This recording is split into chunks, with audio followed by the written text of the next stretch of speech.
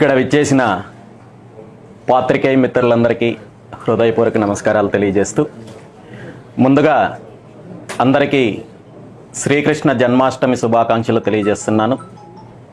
రాష్ట్రంలో గత 5 సంవత్సరాల అరాచకాలు, దోపిడీ, దౌర్జన్యాల ప్రభుత్వానికి అంతం పలుకుతూ ఆంధ్ర రాష్ట్ర ప్రజలు ఒక చారిత్రాత్మకమైన తీర్పునిచ్చారు. కూటమి ప్రభుత్వము అధికారంలోకి వచ్చింది. జగన్మోహన్ రెడ్డి గారి ప్రభుత్వాన్ని ఇంటికి సాగనంపిన తర్వాత గత 2 నెలల కాలంలో అనేక అంశాలు వెలుగులోకి వస్తున్నాయి. జగన్మోహన్ రెడ్డి గారి ప్రభుత్వంలో జరిగిన అరాచకాల గురించి, దోపిడీ గురించి, దౌర్జన్యాల గురించి రోజుకొక అంశము ఈరోజు వెలుగులోకి వస్తున్నాయి. ఇప్పటి వరకు రాష్ట్ర చరిత్రలో ఎప్పుడు జరగనంత దోపిడీ జరిగింది, అన్ని రకాలుగా అరాచకాలు జరిగాయి. వ్యవస్థలన్నింటినీ కూడా దుర్వినియోగం చేస్తూ, నిర్వీర్యం చేస్తూ రాష్ట్రాన్ని పూర్తిగా లూటీ చేసే కార్యక్రమం జగన్మోహన్ రెడ్డి గారి ప్రభుత్వం చేశారు. కాబట్టే ఈరోజు దేశ చరిత్రలో ఒక పార్టీ అధికారంలోకి ఉన్నప్పుడు వచ్చిన ఎన్నికల్లో ఇంత దారుణమైన ఫలితాలు ఏ పార్టీ కూడా ఇప్పటి వరకు దేశ చరిత్రలో ఎదుర్కోలేదు. అదేవిధంగా గత 5 సంవత్సరాల్లో జరిగిన అరాచకాల పైన కావచ్చు, భూదోపిడీ కావచ్చు, లిక్కర్ స్కాములు లాంటివి కావచ్చు, అనేక అంశాల మీద గత అసెంబ్లీ సమావేశాలప్పుడు రాష్ట్ర ముఖ్యమంత్రి గారు సుమారు 7 శ్వేతపత్రాలు కూడా విడుదల చేయడం జరిగింది. జగన్మోహన్ రెడ్డి గారి ప్రభుత్వ హయాంలో జరిగిన భూ అవకతవకలు కావచ్చు, భూ ఆక్రమణల గురించి కావచ్చు, ల్యాండ్ ఆర్డర్ సమస్య మీద కావచ్చు, అదేవిధంగా మైనింగ్ విషయం మీద కావచ్చు, అదేవిధంగా విద్యుత్తు శాఖలో జరిగిన అవినీతి గురించి కావచ్చు, ఈ విధంగా అనేక అంశాల మీద కూటమి ప్రభుత్వం అధికారంలోకి వచ్చిన తర్వాత ముఖ్యమంత్రి చంద్రబాబు నాయుడు గారు అసెంబ్లీలో శ్వేతపత్రాలు విడుదల చేయడం జరిగింది. ఇవన్నీ కూడా రాష్ట్ర ప్రజలు చూస్తున్నారు. కానీ గత ప్రభుత్వంలో జరిగిన అవినీతి పైన, దోపిడీ పైన, ఇప్పుడు ప్రభుత్వము వ్యవహరిస్తున్న తీరు పైన అనేక రకాల అనుమానాలు వ్యక్తం చేయాల్సిన పరిస్థితి ఉంది. ఎందుకంటే చంద్రబాబు నాయుడు గారు ఏవైతే శ్వేతపత్రాలు విడుదల చేశారో వాటిలో ఉన్న నిజానిజాలతో పాటు వాటి మీద ప్రభుత్వ పెద్దలు వ్యవహరిస్తున్న తీరు అనేక రకాల అనుమానాలకు తావిస్తోంది. అసెంబ్లీలో విద్యుత్ శాఖకు సంబంధించిన శ్వేతపత్రం విడుదల చేస్తూ జగన్మోహన్ రెడ్డి గారు హయాంలో జరిగిన విద్యుత్ అవకతవకల గురించి చంద్రబాబు నాయుడు గారు వివరించడం జరిగింది. కానీ గత 5 సంవత్సరాల్లో 2019 నుండి 24 వరకు విద్యుత్ శాఖలో ప్రధానంగా జరిగిన అవినీతి, కడప జిల్లాకు సంబంధించిన ఒక కంపెనీ ఏదైతే ఉందో షిరిడి సాయి ఎలక్ట్రికల్స్ అనే కంపెనీకి అనేక రకాలుగా వేల కోట్ల రూపాయలు అప్పచెప్పారని చెప్పి ఆనాటి ప్రతిపక్షంలో ఉన్న తెలుగుదేశం పార్టీ నాయకులు, సాక్షాత్తు చంద్రబాబు నాయుడు గారి దగ్గర నుండి అప్పుడు ఆ పార్టీ నాయకులు కావచ్చు, అదేవిధంగా మీడియాలో అనేక రకాలుగా దీని మీద కథనాలు వచ్చాయి. చంద్రబాబు నాయుడు గారు కడప జిల్లాకి వెళ్ళినప్పుడు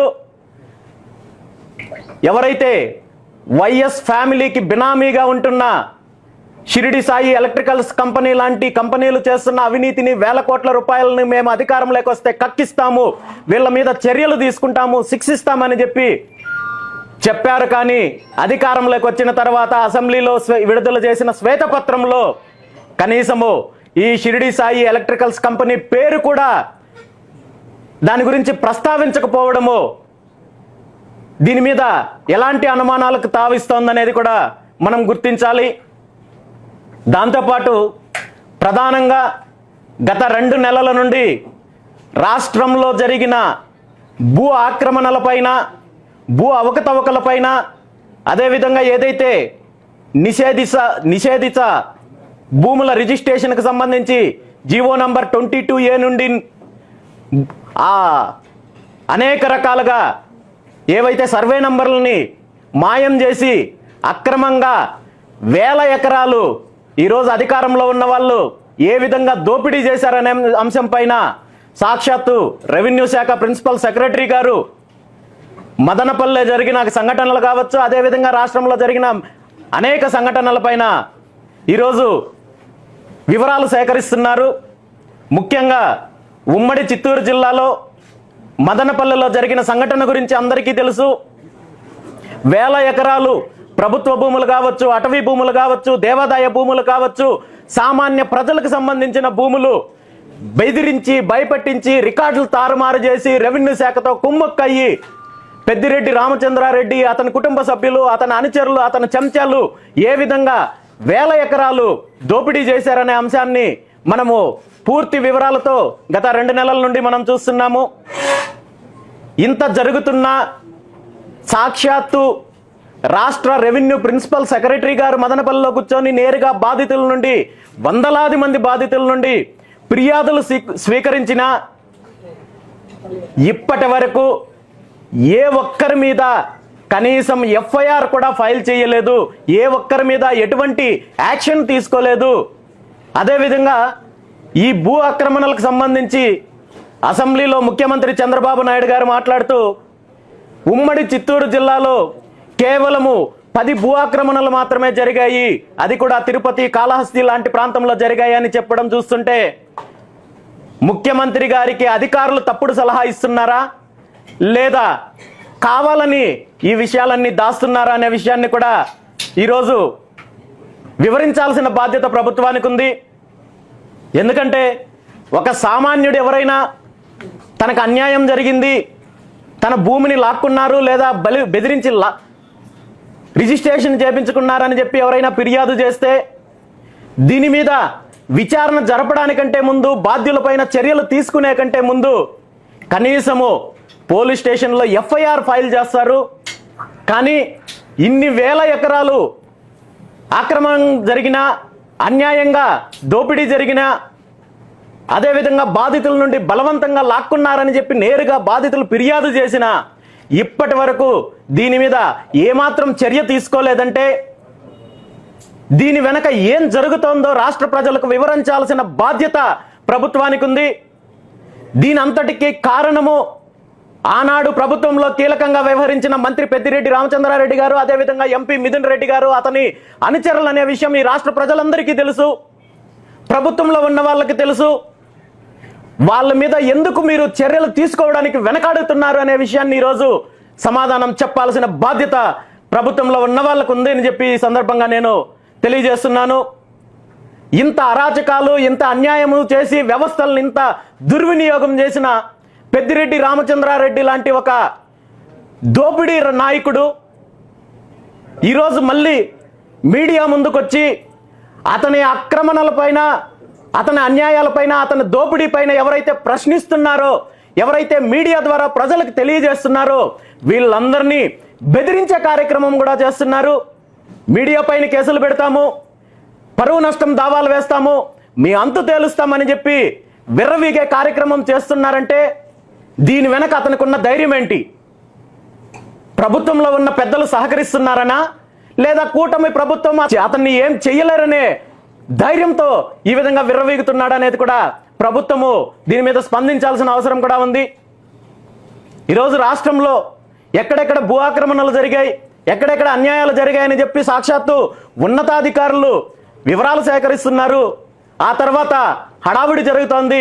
ఆ తర్వాత ఎక్కడికక్కడ సైలెంట్ అయిపోతున్నారు తప్ప దీనిపైన ఎటువంటి చర్యలు తీసుకోవడం లేదనేది ఈరోజు ప్రజలు చర్చించుకుంటున్నారు. దీని మీద స్పందించాల్సిన బాధ్యత ప్రభుత్వానికి ఉంది. అదేవిధంగా గత 5 సంవత్సరాల్లో జరిగిన దోపిడీలో ప్రధాన స్కాము లిక్కర్ స్కామ్ అనేది మనకు తెలుసు. లిక్కర్ స్కామ్ ద్వారా రాష్ట్రంలో ఏ విధంగా జగన్మోహన్ రెడ్డి గారు దోపిడీ చేశారో, అదేవిధంగా ఏవైతే బ్యావరేజెస్ కంపెనీని పూర్తిగా తన అధీనంలోకి తీసుకొని అనేక రకాల లిక్కరు బ్రాండ్లు రిలీజ్ చేసి ప్రజల ఆరోగ్యంతో ఏ విధంగా చెలగాటమాడారో కూడా మనందరికీ తెలుసు. దీని వెనుక కూడా జగన్మోహన్ రెడ్డి ప్రధానంగా పెద్దిరెడ్డి రామచంద్రారెడ్డి అదేవిధంగా మిథున్ రెడ్డి అనుచరుల ద్వారా ఈ వ్యవహారం అంతా నడిచిందనేది కూడా ఈరోజు బహిరంగ రహస్యము.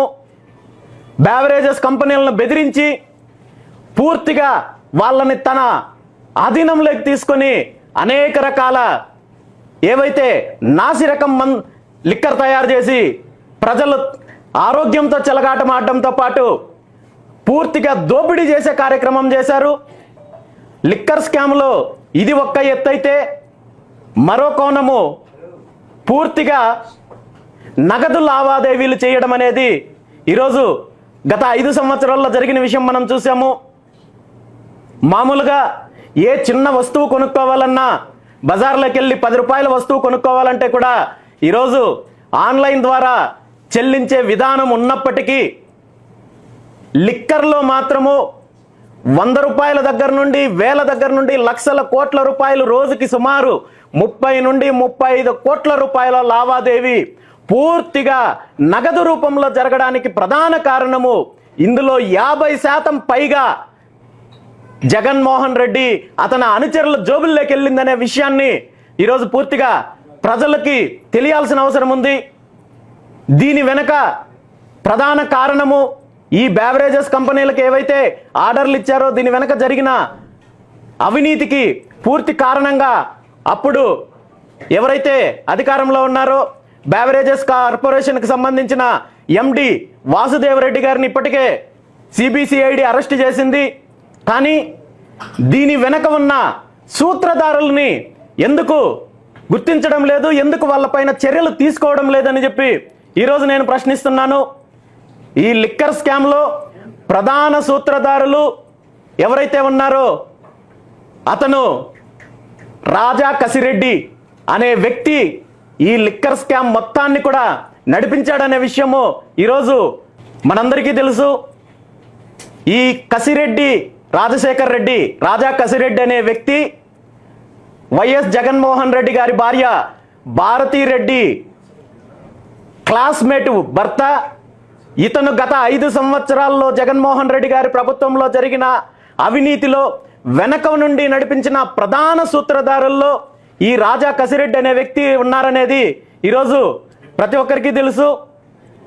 ఇతను రాష్ట్రంలో జరిగిన నగదు లావాదేవీలన్నింటినీ కూడా కలెక్ట్ చేసి విశాఖపట్నానికి ఈ నగదునంతటినీ కూడా తరలించి విశాఖపట్నంలో అప్పటి ఎంపీ ఎంవివి సత్యనారాయణ గారికి సంబంధించిన మెకనైజ్డ్ స్టీమ్డ్ బోట్స్ ద్వారా హాంకాంగ్లో మకావ్ అనే ప్రాంతానికి తరలించి ఈ నగదునంతటినీ కూడా అక్కడ ఎక్స్చేంజ్ చేసి జగన్మోహన్ రెడ్డి గారు అతనికి సంబంధించిన బినామీలందరూ కూడా అక్కడ రియల్ ఎస్టేట్ అదేవిధంగా చైన్ ఆఫ్ రిటైల్ మాల్స్ వీటన్నింటిలో కూడా ఈ అవినీతి సొమ్ముని ఇన్వెస్ట్ చేశారనే విషయాన్ని ఈరోజు అనేక రకాలుగా వెలుగులోకి వస్తున్నాయి.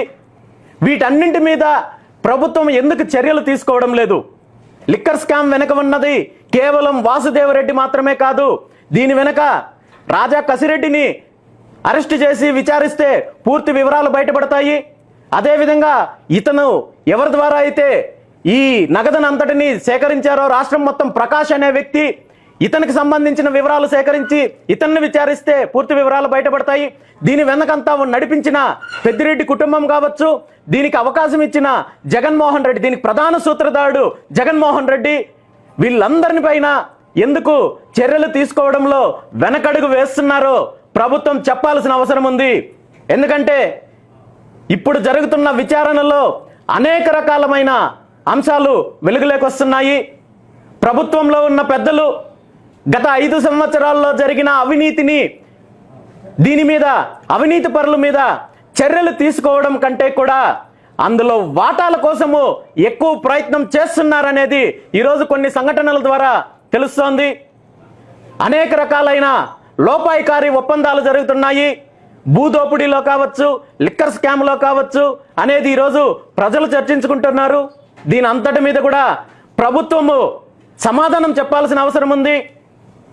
ఎందుకంటే లిక్కర్ స్కామ్లో అరెస్ట్ అయిన వాసుదేవరెడ్డి గారిని ఇప్పటి వరకు ఎక్కడ ఉంచారు, ఏం విచారణ జరుగుతోంది అనే విషయం సిబిసిఐడి వారు ఇప్పటి వరకు ఎటువంటి వివరాలు వెల్లడించకపోగా గత కొన్ని రోజుల నుండి జరుగుతున్న అనేక రకాల సంఘటనలు దీనికి అనేక రకాల అనుమానాలకు తావిస్తోంది. అందులో ప్రధానంగా రాష్ట్ర మంత్రి లోకేష్ గారు గత వారం రోజుల్లో జరిపిన విదేశీ పర్యటనలు, ప్రభుత్వంలో ఉన్నప్పుడు, అధికారంలో ఉన్నప్పుడు, మంత్రులుగా ఉన్నప్పుడు విదేశీ పర్యటనలు చేస్తుంటారు. రాష్ట్ర అభివృద్ధి కోసం కావచ్చు, రాష్ట్రానికి పెట్టుబడులు తీసుకురావడం కోసం కావచ్చు, కంపెనీలను తీసుకురావడం కోసం కావచ్చు, అనేక రకాలుగా అధికారులతో కలిసి విదేశీ పర్యటనలు చేస్తారు. కానీ అంత రహస్యంగా మీరు విదేశీ పర్యటనలు చేయాల్సిన అవసరం ఏముంది? గత 19వ తేదీ నుండి 21వ తేదీ, అదేవిధంగా 22, 23వ తేదీ 2 సార్లు గత వారం రోజుల్లోనే మంత్రి నారా లోకేష్ గారు విదేశీ పర్యటనలకు అతి రహస్యంగా వెళ్ళి రావాల్సిన అవసరం ఏమొచ్చింది? ఇందులో దీని వెనక జరుగుతున్న లావాదేవీలేంటి, దీని వెనక కారణాలేంటి ప్రజలకు తెలియజేయాల్సిన అవసరం ఉంది. అదేవిధంగా రాష్ట్ర ముఖ్యమంత్రి గారికి సంబంధించిన ప్రతిరోజు ఏదైతే కార్యక్రమాలు ఉంటాయో ఆ పూర్తిగా అధికారులు ముందుగానే వెల్లడిస్తారు. ఏ ఏ కార్యక్రమాలు చేస్తున్నారు, ఎక్కడికి వెళ్తున్నారు అనే దానిపైన షెడ్యూల్ ఉంటుంది. దాని ప్రకారమే జరుగుతుంది తప్ప ఇక్కడ మరో అంశము, గత 23వ తేదీ, ఈ నెల 23వ తేదీ ముఖ్యమంత్రి చంద్రబాబు నాయుడు గారికి సంబంధించిన షెడ్యూలు ఏదైతే ఉందో, రాజమండ్రి అదేవిధంగా కోనసీమ జిల్లాల పర్యటనలో భాగంగా ఆ రోజు ముఖ్యమంత్రి గారికి సంబంధించిన షెడ్యూల్ మొత్తం కూడా వెల్లడించడం జరిగింది. అందులో రాజమండ్రి కోనసీమ ప్రాంతంలో పర్యటన తర్వాత నేరుగా రాజమండ్రి ఎయిర్పోర్ట్ ద్వారా బేగంపేటకి వెళ్ళి హైదరాబాద్ వెళ్తారని చెప్పి వివరించడం జరిగింది. దానికి సంబంధించి ముఖ్యమంత్రి గారి కార్యాలయం ఏదైతే ముఖ్యమంత్రి గారి పర్యటన వివరాలు వెల్లడించిందో ఇది పూర్తిగా ఆంధ్రప్రదేశ్లో రాజమండ్రి ప్రాంతం కావచ్చు, కోనసీమ ప్రాంతంలో జరిగిన పర్యటనలకు సంబంధించి పూర్తి వివరించడం జరిగింది. ఆ తర్వాత బేగంపేట ఎయిర్పోర్ట్కి రీచ్ అయ్యి హైదరాబాద్కి వెళతారని చెప్పి మాత్రము వెల్లడించడం జరిగింది. కానీ అదే 23వ తేదీ రాష్ట్ర ముఖ్యమంత్రి చంద్రబాబు నాయుడు గారు బెంగళూరు వెళ్ళడం జరిగింది. ఇది పూర్తి రహస్యంగా వెళ్ళడం జరిగింది. బెంగళూరుకు వెళ్తున్న విషయం ఎక్కడా అధికారికంగా ముఖ్యమంత్రి గారి కార్యాలయం కానీ అధికారులు కానీ ఎక్కడా వెల్లడించకుండా దీన్ని అత్యంత గోప్యంగా వివరించడం జరిగింది.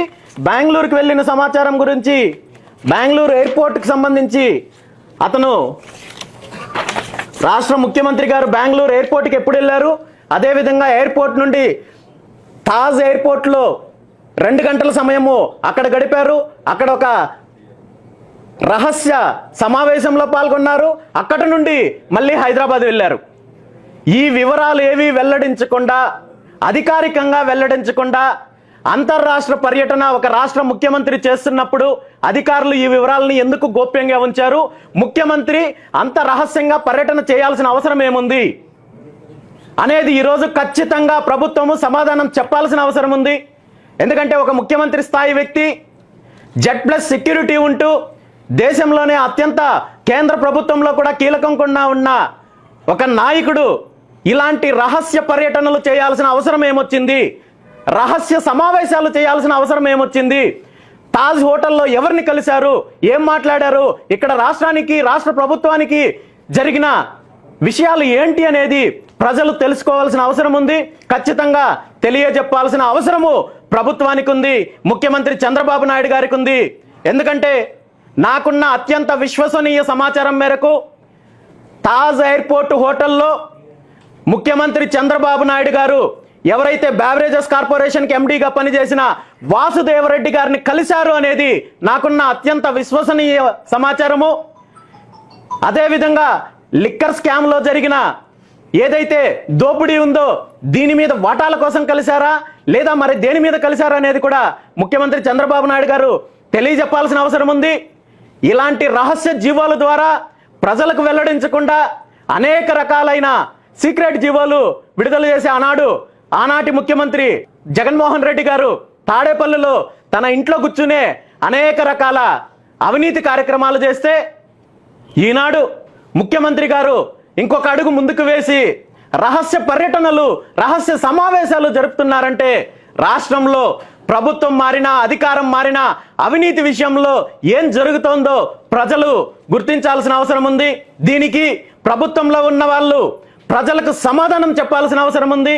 దాంతోపాటు ఈరోజు కూటమి ప్రభుత్వంలో ఉన్న మిగిలిన భాగస్వామ్య పార్టీలు ఏవైతే ఉన్నాయో, జనసేన పార్టీ కావచ్చు, బీజేపీ పార్టీ కావచ్చు, వీళ్ళందరికీ కూడా ఇలాంటి రహస్య మీటింగులు, రహస్య ఒప్పందాల గురించి తెలిసే చేస్తున్నారా లేదా, వీళ్ళకి సమాచారం లేదా అనేది కూడా వీళ్ళు కూడా స్పందించాల్సిన అవసరం ఉంది. ఎందుకంటే రాష్ట్రంలో ప్రజలకు రాష్ట్ర సంపదను పూర్తిగా అవినీతి ద్వారా కొల్లగొట్టడానికి, లూటీ చేయడానికి ఇలాంటి రహస్య జీవోలు, రహస్య ఒప్పందాలు, రహస్య సమావేశాల ద్వారానే ఈరోజు గత 5 సంవత్సరాలు జగన్మోహన్ రెడ్డి గారు కార్యక్రమం చేశారు.